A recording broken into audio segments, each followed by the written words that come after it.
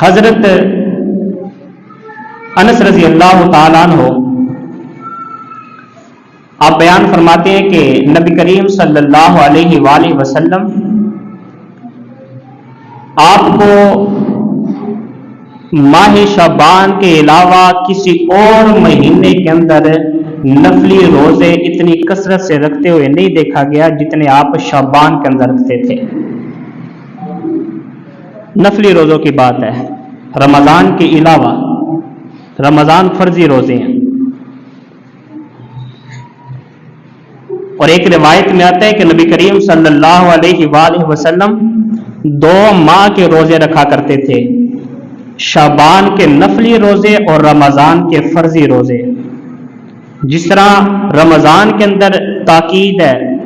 ہر بندہ روزے کی طرف جاتا ہے، اس طرح نبی کریم صلی اللہ علیہ وآلہ وسلم شعبان کے روزوں کے اندر بھی تاکید فرماتے تھے، کثرت سے روزے رکھتے تھے۔ حضرت عائشہ صدیقہ رضی اللہ تعالی عنہ آپ نے نبی کریم صلی اللہ علیہ وآلہ وسلم کے بارگاہ میں عرض کی، یا رسول اللہ صلی اللہ علیہ وآلہ وسلم، آپ بیان فرمائیں کہ یہ شعبان کے اندر آپ اتنی کثرت سے روزے کیوں رکھتے ہیں؟ نبی کریم صلی اللہ علیہ وآلہ وسلم نے ارشاد فرمایا کہ شعبان کے اندر میں اتنی کثرت سے روزے اس لیے رکھتا ہوں کہ اس مہینے کے اندر ایک ایسی رات ہے کہ جس رات کو پورے سال کے نامہ اعمال، اس کا اعمال نامہ اللہ تعالیٰ کی بارگاہ میں پیش کیا جاتا ہے ہر بندے کا۔ تو میں چاہتا ہوں کہ جب میرا اعمال نامہ میرے رب کی بارگاہ میں پیش کیا جائے تو اس دن میں روزے کی حالت میں ہوں،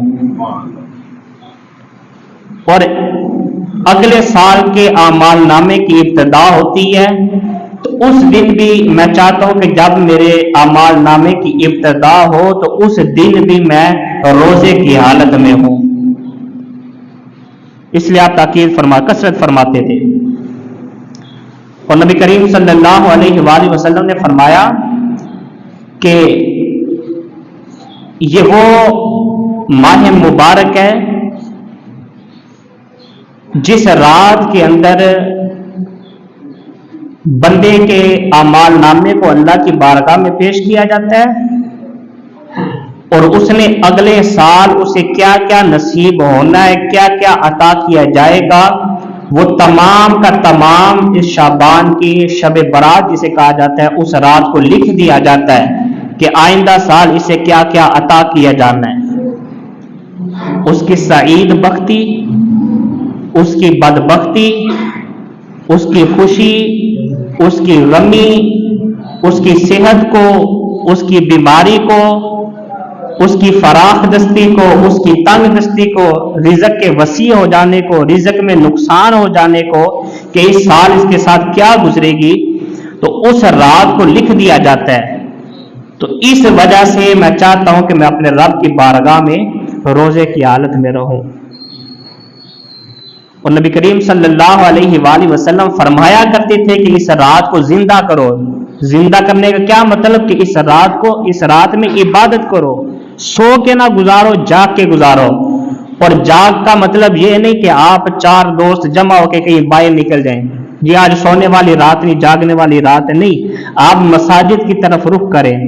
ذکر کی محفلوں کی طرف رخ کریں، اللہ کی بارگاہ میں استغفار کریں کہ آج رات اگر آپ کی قسمت کے اندر بدبختی لکھی جانی ہے تو اللہ کی بارگاہ میں دعا کریں کہ اللہ تعالیٰ اس بدبختی کو سعید بختی میں تبدیل فرمائے۔